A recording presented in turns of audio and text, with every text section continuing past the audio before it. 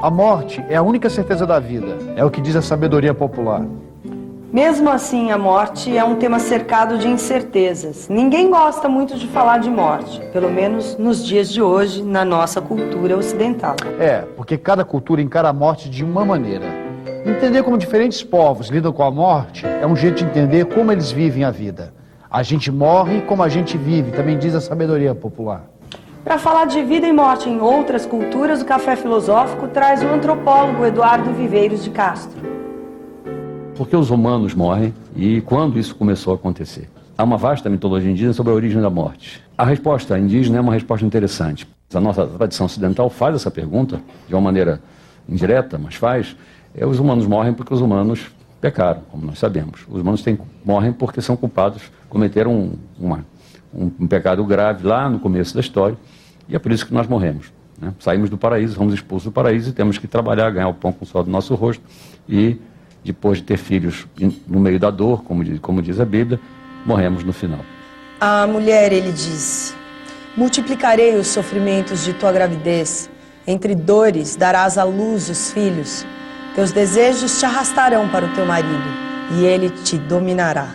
Ao homem ele disse: porque ouviste a voz da tua mulher e comeste da árvore, de cujo fruto te proibi comer, amaldiçoado será o solo por tua causa.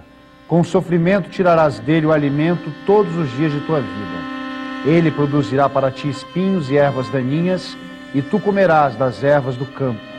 Comerás o pão com o suor do teu rosto, até voltares ao solo do qual foste tirado. Porque tu és pó, e ao pó hás de voltar. Houve uma coisa no começo dos tempos que criou a morte, mas notavelmente não se trata não foi em função de um ato culpado, de um ato pecaminoso, foi apenas por engano, foi um equívoco, né? Classicamente, os mitos que os antropólogos chamam de mitos de origem da vida breve, que são mitos que contam porque os seres humanos têm uma duração de vida limitada. Os mitos, em geral, dizem antigamente, antes desse evento, os seres humanos viviam muito mais tempo ou simplesmente, quando se envelheciam, eles trocavam de pele, como vários animais fazem. E, portanto, então eram, digamos, se não imortais, pelo menos eternamente recicláveis, digamos assim, né? Isso desapareceu num momento em que uma divindade informa aos homens: vocês, muito cuidado, vai passar, a morte vai passar, digamos, no rio, vai passar de canoa, e ela vai chamar, não responda. Ela vai gritar, vai pedir ajuda, alguma coisa. Vão passar três navegantes, um deles é a morte. Não respondam a ele, né?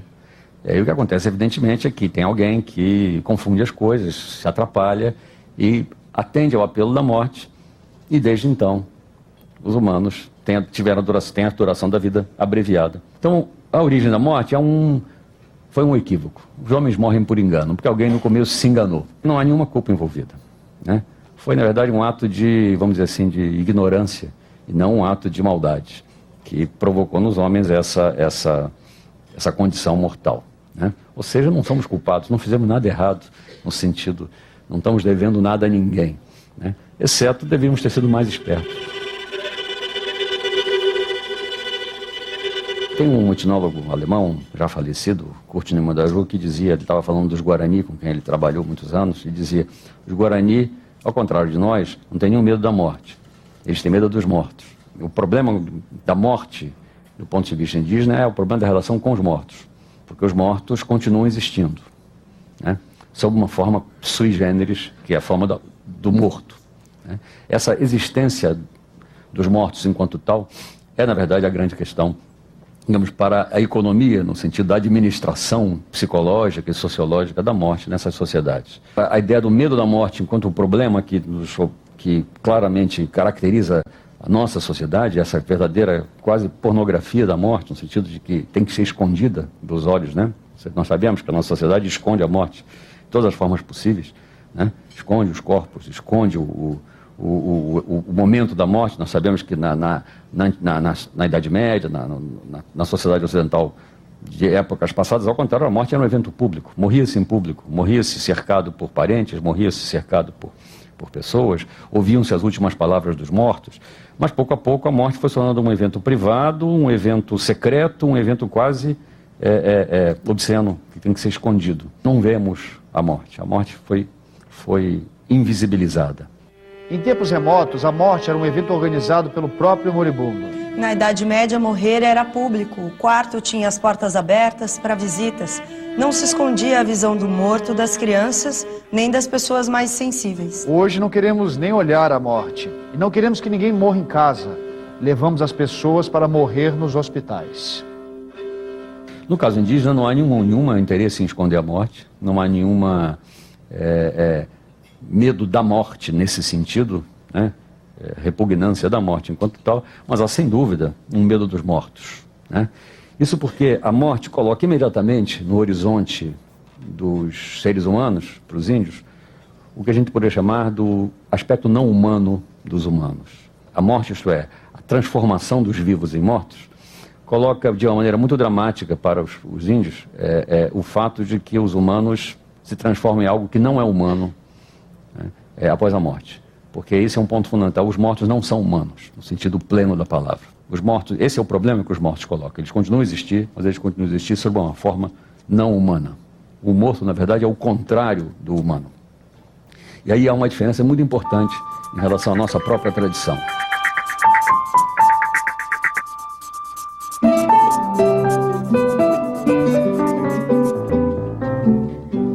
A morte como um fato pode até ser igual para todos, mas a experiência da morte não é a mesma para todas as culturas. Não é fácil saber o que faz parte da natureza e o que faz parte da cultura. Para isso, recorremos à antropologia, que nos ajuda a enxergar o outro e compreender outras visões de mundo. O antropólogo Eduardo Viveiros de Castro teve a experiência de viver entre os índios na Amazônia e compartilha nesse café filosófico a forma como essa cultura tão diferente da nossa vive e morre. Mas muitas sociedades humanas entendem que a morte, na verdade, é um processo que, a rigor, não rompe a relação do morto com o vivo. As sociedades baseadas nos cultos ancestrais, ao contrário, a morte como que reforça a relação dos mortos com os vivos, os mortos governam os vivos, os mortos, o morto se torna quase que mais presente do que o vivo. O morto confere identidade aos grupos sociais, aos grupos de parentesco, as pessoas que têm o mesmo ancestral, que são descendentes do mesmo antepassado. O morto funciona como um dispositivo, um instrumento de criação de diferenças entre os vivos. Eu e meu antepassado, você o seu antepassado, eu descendo de fulano, você descende de cicrano, naturalmente eu descendo de alguém que é melhor do que o seu antepassado, eu sou melhor que você, eu sou nobre, você não é, e assim vai. Ou seja, é pelo morto que se define o vivo. O que supõe que entre os mortos e os vivos haja uma continuidade fundamental.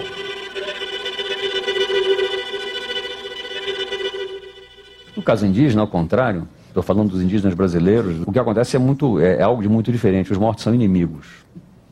Os mortos, morrer é um ato de traição. Quem morreu desertou, passou para o outro lado. Os mortos são seres que têm profundo rancor por ter morrido, têm profunda raiva de ter morrido. E, sobretudo, eles sentem falta dos vivos. Eles desejam os vivos. O problema dos mortos é que eles desejam os vivos e eles não deveriam desejar os vivos. Porque o desejo dos mortos pelos vivos, o desejo da mãe que morreu pelos filhos que ficaram vivos, do pai que morreu pelos parentes que ficaram vivos, né, periga de atrair os vivos para o lado dos mortos. A saudade é uma doença. O luto, a nostalgia, é uma doença para os índios, né? E os mortos são perigosos, os mortos são patogênicos, porque eles nos atraem, eles nos fazem pensar neles. Né? Não somos nós que pensamos nos mortos, são os mortos que nos fazem pensar neles. Ou seja, os mortos arriscam a produzir em nós uma separação interna a nós, entre a nossa alma e nosso corpo, um estado de melancolia, precisamente, que arrisca de nos fazer morrer, segui-los a gente. Os mortos exercem uma espécie de sucção sobre os vivos. E isso tem que ser combatido. Então os mortos são perigosos, porque os mortos atraem os vivos para o lado da morte. E tudo tem que ser feito, toda a máquina, digamos, social, do sistema funerário, do sistema ritual indígena, que envolve a morte, é uma máquina de proteção dos vivos contra os mortos.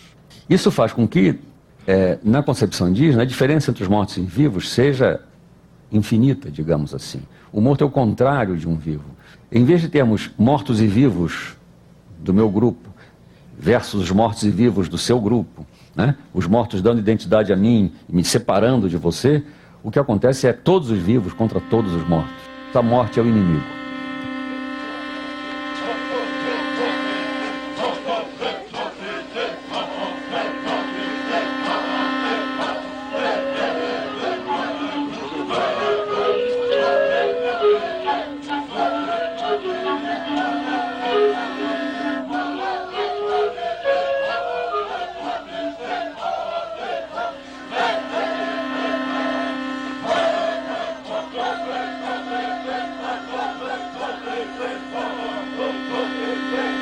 Uma proximidade muito importante no pensamento indígena entre os mortos e os animais.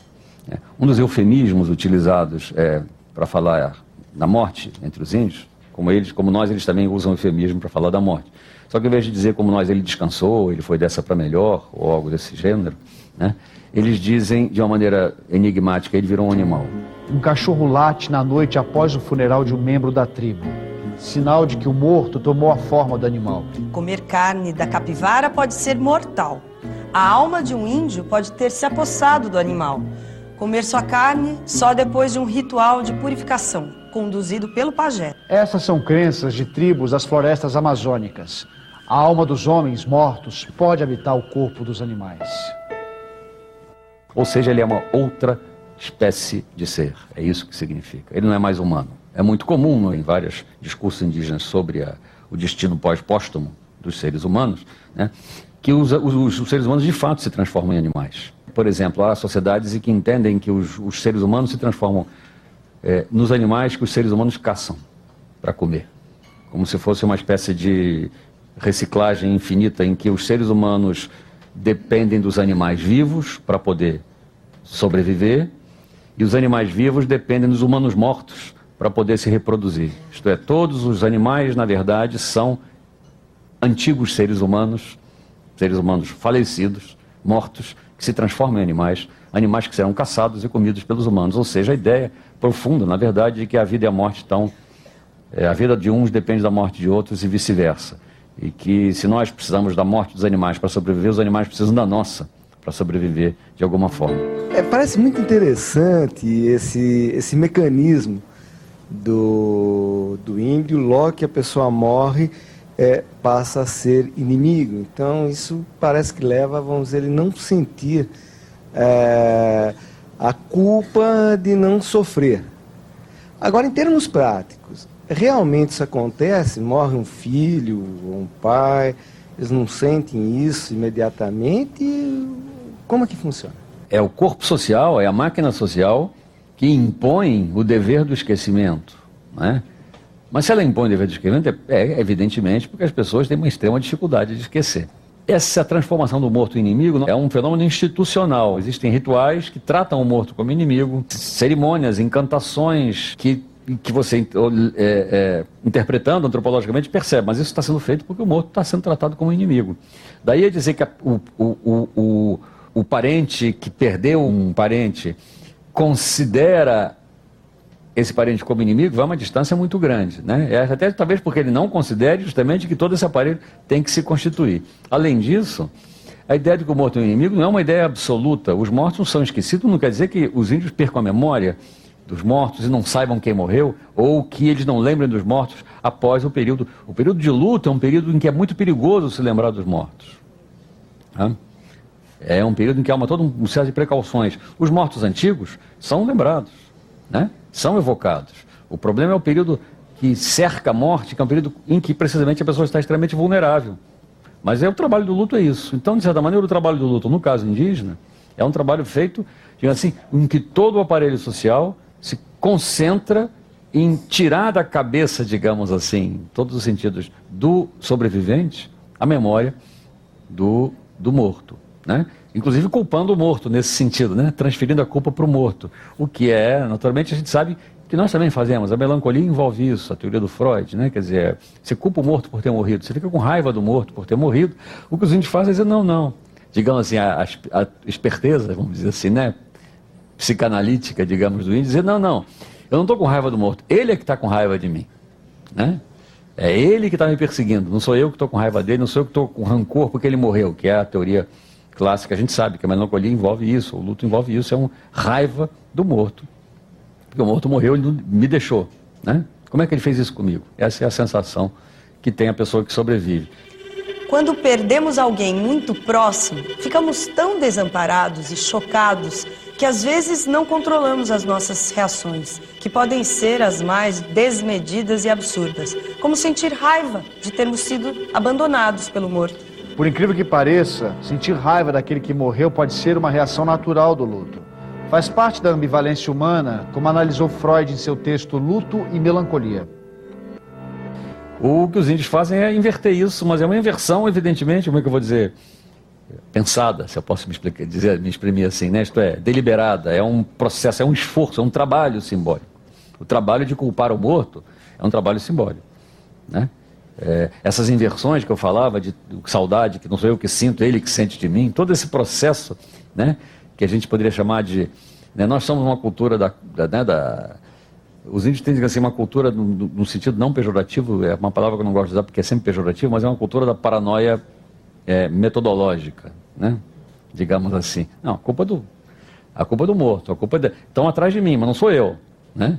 Não sou eu, é ele, são eles é que me querem, não sou eu que estou querendo a morte deles, eles querem me matar, não é?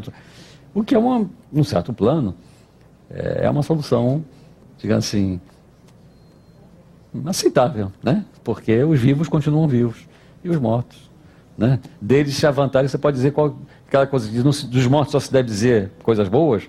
Na verdade, dos mortos pode se dizer tudo, porque eles não estão mais aí para reclamar e, portanto, têm sim que ser usados pela sociedade em todas as acobracias ideológicas que a sociedade faz para haver-se com o fato de que as pessoas morrem, né? Então, os mortos servem aos vivos, eles não governam os vivos.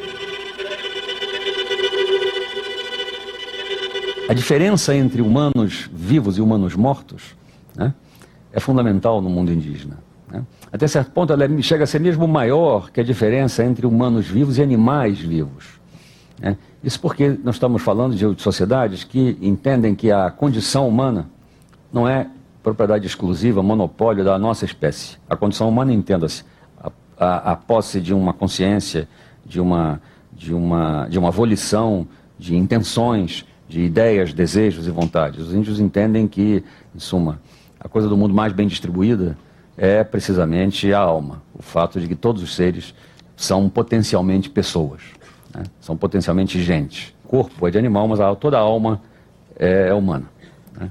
E essa ideia de que os animais são pessoas, são gente, é o que os antropólogos costumam chamar, às vezes de maneira pejorativa, de animismo, como vocês, palavra que todos já devem ter ouvido, a ideia de que, em suma, o mundo é animado, não apenas no sentido de que ele é cheio de animais, mas é animado porque ele a alma é infusa na natureza, né? É a alma que, na verdade, é o fundo cósmico comum das coisas. Não a matéria, como para nós, mas é o espírito, de certa maneira, que constitui o fundo, a radiação cósmica de fundo é o espírito. A grande mitologia indígena, a mitologia, digamos assim, o equivalente do que seria para nós a mitologia da Bíblia, por exemplo, é a mitologia que conta como, ele começa sempre dizendo, antigamente os animais eram todos gente, como nós, falávamos, todos viviam, na verdade, numa espécie de situação onde a diferença entre humano e animal era virtual. O universo mítico é um universo no qual a diferença entre humano e animal ainda não tinha aparecido. E o mito conta os eventos que criam a especiação, isto é, a diferença entre as espécies. O fato de que os animais, a forma humana dos animais se torna oculta, se torna invisível aos olhos das outras espécies. O que o mito conta é como, por uma série de acontecimentos, precisamente, os animais ganham o corpo que têm e se tornam, a forma humana deles passa a ser não evidente, passa a ser oculta, né? E eles permanecem gente por trás, por baixo, né? Só se revelam como gente para si mesmos. Os animais no começo dos tempos eram todos humanos. Então não é de se espantar que no fim de cada um de nós sejamos todos animais. Esse ponto a relação entre a morte e a animalidade, né, o morto e o animal, não se dá como para nós, né? Porque para nós se dá porque nós vemos a condição mortal como um signo da nossa condição animal, precisamente, mas no sentido de nossa subordinação ao corpo, nossa dependência do corpo mortal. Nós imaginamos que nós somos mortais mas não deveríamos ser, porque nós somos apenas pelo lado animal, né? Nossa alma é imortal e o humano é diferente do animal precisamente porque o humano não morre, né? Enquanto o animal morre. Nós imaginamos que o que nós temos em comum com os animais é a animalidade. Essa é a nossa cosmologia evolucionista popular, digamos, né? Os humanos antigamente eram animais. A gente fala assim, por maneira de falar, a gente sabe que nós continuamos sendo animais, mas a maneira de falar comum é dizer nós éramos todos animais e os humanos, acontecia algum evento, algum acontecimento feliz, né, que fez com que os humanos deixassem de ser animais, ou, para falar de maneira mais adequada, deixassem de ser somente animais, né? Esse acontecimento pode ser a alma imortal, pode ser uma criação especial, mas pode ser também a cultura, a linguagem, o simbólico. Varia digamos assim, o nome que se dá a essa condecoração que os humanos portam, essa distinção que os humanos têm em relação ao resto da criação. Mas então, para nós, os humanos e os animais na origem eram todos animais. Essa é a nossa, como é que se chama? A nossa mitologia, né? No começo dos tempos, todo mundo só tinha animal, né? E uma espécie, por algum acidente, tornou-se humana. O que os índios estão dizendo na mitologia é exatamente o oposto. Na origem eram todos humanos, não todos animais. Uma velha polêmica sobre as origens do homem chega aos nossos dias cada vez mais inflamada. Para os criacionistas, o homem tem uma natureza espiritual que o distingue dos animais. Por ser imagem e semelhança de Deus, o homem é superior às outras espécies. Para os evolucionistas, o homem é um animal entre outros animais, é parente dos macacos. A diferença está na complexidade biológica trazida pelo processo da evolução. Deus ou Darwin? Essa é uma disputa antiga que já gerou muitas e muitas discussões. E na hora da briga, muitos homens, quando perdem a razão, viram bicho. E olha que essas são só duas visões, a da ciência e a da religião. As interpretações não param por aí. Basta ver a relação que homem e animal têm para os índios. O que conecta o humano com o não humano não é a animalidade, ou com o animal. Não é a animalidade, mas é a humanidade. A humanidade é o fundo comum dos seres. No pensamento indígena, o ponto de conexão com a animalidade é a alma, não é o corpo. Ao contrário, o corpo é o que distingue as espécies, né? Enquanto que a alma é o que assemelha as espécies. Os animais são diferentes de nós pelo corpo que eles têm, não pela alma que lhes falta. Porque os mortos têm uma coisa interessante em comum com os animais, a saber, o que distingue o morto de um vivo também é o corpo, não é a alma, nesse mundo, né? Porque a morte é um acontecimento corporal. O problema da morte é que você perde o corpo, né? Se não fosse isso, né? Mas o problema é que a morte é essencialmente uma catástrofe corporal, né? E ela é visível precisamente na agressão que ela faz ao corpo, né? A morte ela é o que é porque ela nos priva do corpo e nos atinge pelo corpo, né? Corrompe o corpo. Os mortos, portanto, desse ponto de vista, né, eu estava dizendo, continuam tendo alma, continuam sendo alma, né? E, portanto, eles têm essa coisa em comum com todos os outros seres do cosmos, a saber de que eles são sujeitos, são pessoas. Mas são pessoas que têm essa característica de serem pessoas inimigas, pessoas passaram por outro lado, né? Pessoas que são o contrário de nós. Ele é um contrário do vivo, entendas, o contrário do vivo enquanto meu grupo, né? O morto é concebido como um inimigo, na verdade, né? Nessa sociedade. O morto é um inimigo.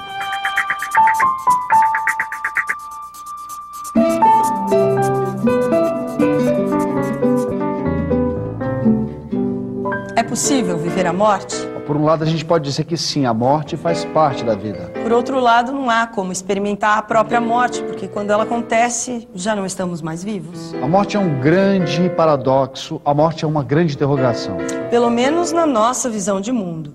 O que o antropólogo Eduardo Viveiros de Castro nos mostra é que para os índios, vida e morte fazem parte de um ciclo. Vida alimenta a morte, que alimenta a vida. A ideia da morte como acontecimento é uma ideia um pouco paradoxal, porque na verdade a morte, como a gente sabe, só acontece aos outros, né? Todos sabem que a morte, a gente não morre, quem morre é o outro, né? Nós temos um saber puramente teórico de que nós morremos, né? o nosso saber prático, o nosso saber, como é que chama, visceral, é de que a morte só acontece com os outros, né? Quando nós começamos a saber que ela acontece conosco, é porque nós já estamos morrendo. Portanto, a morte, no certo sentido, não é um acontecimento, na medida em que ela só acontece a outrem. E, de outro lado, ela não é um acontecimento, acho que desde o Epicuro se dizia, porque simplesmente, depois que você morreu, você não existe mais. E, portanto, não aconteceu a morte. A morte não pode ser experimentada por aquele que morre, só pode ser experimentada precisamente pelo outro, né? Por isso é que a morte só acontece aos outros, porque a morte que me acontece, quando ela acontece, eu já não estou mais lá para testemunhá-la, né? E, portanto, a morte é uma espécie de acontecimento paradoxal, né? E, ao mesmo tempo, a gente sabe que a morte é o único acontecimento que interessa. É, portanto, astuto quem diz temer a morte, não porque ao chegar lhe há de doer, mas porque a sua previsão o entristece. A morte nada é para nós, visto que nos bastamos a nós mesmos. A morte nada é, e quando a morte é, já não existimos mais. E se nós fôssemos imortais, nada aconteceria, né? Não haveria acontecimentos. O mundo dos imortais é um mundo em que não acontece nada, porque tudo já aconteceu. Porque eles são eternos. E, portanto, nada pode acontecer que já não tenha acontecido, né? Ou se for acontecer ainda, pouco importa, porque justamente eles não morrem. O Borges tem um conto em que um viajante vai e encontra uma população. Ele vai num lugar, se perde num deserto, encontra umas ruínas e um povo meio macaco, meio humano, meio selvagem, estava ali, de mendigos, pessoas nuas que ficavam comendo restos de comida e deixavam o sol queimar a pele. Isso é um povo completamente bárbaro, primitivo, que mal falava, não pronunciava uns sons desconexos a cada 3 dias. E aos poucos, ele, não me lembro agora exatamente como o viajante percebe isso, descobre que aqueles são pessoas imortais, que aqueles são gente imortal. E os imortais simplesmente perdem completamente o interesse na vida, né? E, portanto, entram em decadência, digamos, né, humana, viram menos que humanos, porque são seres que vão estar lá eternamente. Nada pode acontecer, então por que eu vou querer comer, ou querer me vestir, falar, se tudo já foi dito? Eu estou aqui desde sempre, ou tudo será dito um dia, então para que dizê-lo hoje, se eu vou dizer mais tarde? Para que repetir? O mundo se torna pura repetição, é um mundo sem diferença. A morte, ou sua alusão, torna preciosos e patéticos os homens. Estes se comovem por sua condição de fantasmas. Cada ato que executam pode ser o último. Não há rosto que não esteja por dissolver-se como o rosto de um sonho. Tudo entre os mortais tem o valor do irrecuperável e do inditoso. Entre os imortais, ao contrário, cada ato e cada pensamento é o eco de outros que no passado o antecederam, sem princípio visível, ou o fiel presságio de outros que no futuro o repetirão até a vertigem. Não há coisa que não esteja como que perdida entre infatigáveis espelhos. Nada pode ocorrer uma só vez, nada é preciosamente precário. O elegíaco, o grave, o cerimonial não vigoram para os imortais. Homero e eu nos separamos nas portas de Tânger. Creio que não nos dissemos adeus. Se a gente imaginar que os índios são como nós éramos quando primitivos, né? O que terá acontecido para haver essa reversão nesse sentido dessa emoção, desse sentimento? Será que tem alguma coisa a ver com as religiões? E por quê? Eu não sei se os índios são como nós éramos. Os índios acham ao contrário, que nós somos como eles éramos, como eles eram, né? Os mitos de origem dos brancos, os índios têm mitos de origem dos brancos. Os brancos são índios que se afastaram e se tornaram outros que eles, né? E então eles nos veem como, na verdade, pertencendo ao passado deles, exatamente como nós vemos eles como imagem do nosso passado. Então, mas será que nós éramos dessa forma? Eu não sei se se nós éramos como eles, não éramos nós, éramos outros, para começar, né? Mas o que aconteceu, que mau encontro terá sido esse, que nos fez nos tornarmos, digamos assim, viciados em memória, né? Que nós começássemos a introjetar dentro de nós, a nos responsabilizar, né, por tudo o que acontece, né? eu comecei a conversa dizendo que o mito de origem da morte, para os índios, não foi uma culpa, não foi um pecado original, foi uma burrice original, digo assim, uma bobagem, só um esquecimento, um pequeno esquecimento. O que, de certa maneira, você poderia dizer que foi também o que aconteceu na Bíblia, que diz que Eva não devia ter prestado atenção à serpente, né? Mas boba e tal. Serpente, de resto, lembre-se, que é um animal que nos mitos indígenas é imortal porque troca de pele. Então, existe uma certa, talvez, um fundo aí, né? Quer dizer, é um animal imortal que está na origem da mortalidade humana, né? E que Eva comeu a fruta que não devia, simplesmente, né? Isso foi transformado por gerações e gerações de reflexão teológica numa culpa do qual nós jamais vamos nos livrar. E toda a teologia, a escatologia, a teologia cristã, na verdade, é um grande processo de redenção pela memória, né? A dinâmica do profetismo e da volta e tal. Eu não sei onde isso começou, eu diria que certamente a tradição ocidental tem toda uma ênfase importante na memória. A teoria platônica da verdade é a ideia de uma, como é que chama? De uma relembrança, né? De relembrar, de rememorar.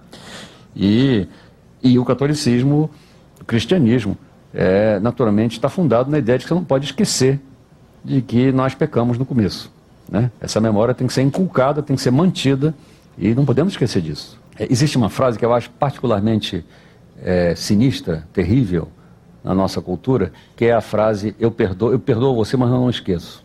Eu posso perdoar, mas eu não posso esquecer, né? É uma coisa que se diz muito, né? Diz em inglês, I forgive, but not forget, porque em inglês faz a rima, né? Mas eu perdoo, mas não esqueço. Na verdade, é o princípio do perdão nosso, né? Da economia do perdão cristão. Perdoar, mas não esquecer. Perdoar sempre, esquecer jamais. O que eu acho absolutamente apavorante, né? O mundo indígena, de certa maneira, é um pouco o contrário, se você for ver, que acontece. Não é que eles perdoam. Eles esquecem, mas eles não perdoam. E quando eles lembram de novo, quando alguma coisa acontece precisamente que faz voltar a memória do mal que lhes fizeram, da vingança que eles têm que cumprir, volta tudo de novo. Mas em compensação, eles esquecem. Eu prefiro ver no mundo que as pessoas esquecem, mas não perdoam, do que no mundo que as pessoas perdoam, mas não esquecem. Porque o mundo que as pessoas perdoam, mas não esquecem, você está prisioneiro eterno da memória dos outros, né? E isso é terrível. A relação com a proximidade que a velhice tem com a morte, pelo menos em tese, bem, se não acontecer nada num percurso natural, você vai ter a velhice, como a proximidade maior da morte. E você está chegando para que tenha esse acontecimento de você morrer. E como é que tem essa relação com os índios? Normalmente você vê muito no mundo indígena a ideia, um desejo de morrer, como é que eu vou dizer, uma relação menos conflituosa com a própria morte, ligada à ideia de que a pessoa cansa de viver, porque os parentes morreram. E, de certa maneira, essa sucção que eu falava que os mortos exercem sobre os vivos, em última análise, os mortos ganham, né? Porque a pessoa chega uma hora em que ela fala: eu não quero mais viver porque meus parentes estão todos mortos, todas as pessoas que eu conheci já morreram, eu vivi demais, estou muito velho, eu prefiro morrer, enfim. Isso é muito comum você ver em história de indígenas, as pessoas dizendo isso, dizendo: cansei e quero morrer, né? E acho que em parte porque não há medo da morte, nesse sentido, em parte porque não existe essa celebração da juventude como uma coisa obsessiva nossa, né? Então eu diria que a experiência do envelhecimento é muito menos traumática nessa sociedade. O Levi trouxe, talvez numa das suas mais brilhantes falas, diz que talvez nós ocidentais cheguemos à conclusão de que o pensamento mítico está equiparado ao pensamento científico. E aí, como é que fica a Bíblia, o Big Bang ocidental, e a explicação que muitos grupos indígenas, e aí eu vou especificar, eu estou falando dos Tembé, eu estou falando dos Açorinos do Xingu e dos Imbiá Guarani, eles colocam o universo em vários níveis. Dentre esses níveis, eles localizam as constelações com uma metodologia científica que com certeza Descartes apreciaria. Como é que fica esse trânsito entre a Bíblia, a mitologia indígena e a ciência oficializada no Ocidente? O mundo indígena é um mundo interessante sob alguns aspectos, porque muitos deles, não todos, eles evitam o problema da criação completamente. Tudo sempre existiu. Em alguns não, em outros grupos não, tem várias populações indígenas que têm mitologias da criação. Mas já muitos deles simplesmente ignoram o problema da criação e o mundo, na verdade, o que eles descrevem, o que a mitologia descreve, são processos de transformação. Mas a ideia de uma criação do nada, ex nihilo, como a nossa, né, não é contemplada. Embora haja culturas que, ao contrário, tem toda uma teoria da criação a partir de um ser que está sozinho no universo, um avô do universo, o nosso pai, o Guarani tem isso, os tucanos do Rio Negro tem isso. Mas em muitas culturas o mundo sempre esteve aí. O que aconteceu foi que, quer dizer, as coisas sempre estiveram aí, o que a mitologia descreve é como é que elas se tornaram o que elas são hoje. Mas elas eram outra coisa antes. Né? Então, portanto, a questão da criação é subordinada ao problema da transformação, como sendo a...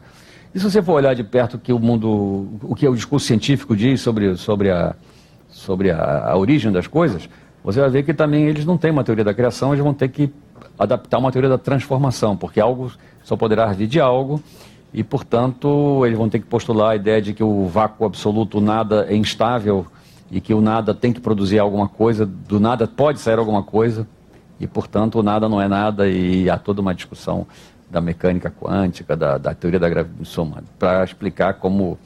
E, até certo ponto, nós estamos hoje, eu diria, na ciência moderna, muito mais próximos de um discurso sobre a transformação do que sobre a criação absoluta, sobre a criação a partir do nada, que é algo que ninguém tem uma teoria sobre a criação a partir do nada, nem a religião, porque não tem, antes da criação tinha Deus. E, portanto, não tem uma criação a partir do nada em lugar nenhum. Né? O nada é estéril desse ponto de vista explicativo.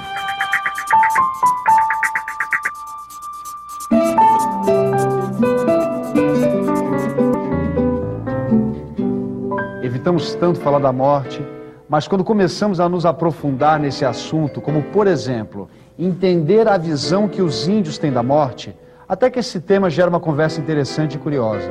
Mas acho que a gente evita falar de morte, porque para nós a morte traz sempre a dor, outro assunto que a nossa cultura também prefere calar. É por isso que entender como outras culturas vivem as suas mortes amplia o nosso vocabulário na compreensão do sentido da vida. E nos traz possibilidades de ressignificar as nossas mortes. E até desfaz a nossa percepção ruim deste assunto que temos evitado. Tá vendo como faz bem falar da morte? Então a morte é fundamental para que a noção de acontecimento se constitua. Então ela tem esse caráter paradoxal, ela é ao mesmo tempo uma coisa que não acontece a nós, e ao mesmo tempo é a única coisa que a gente sabe que acontece e que torna o acontecimento possível. Então a morte é uma espécie de condição de possibilidade do acontecimento. Mais que isso, a morte é alguma coisa que é essencialmente narrada. Né? Toda história que vale a pena contar é uma história que passa pela morte. Toda boa história tem um quase morri no meio. Né? Não pode ter um morri, porque senão, naturalmente, eu não estaria aqui para contar, mas a boa história é uma história na qual você passa perto da morte. Né? Você, em suma, narrador ou personagem, mas passar perto da morte é fundamental para que isso interesse ao ouvinte.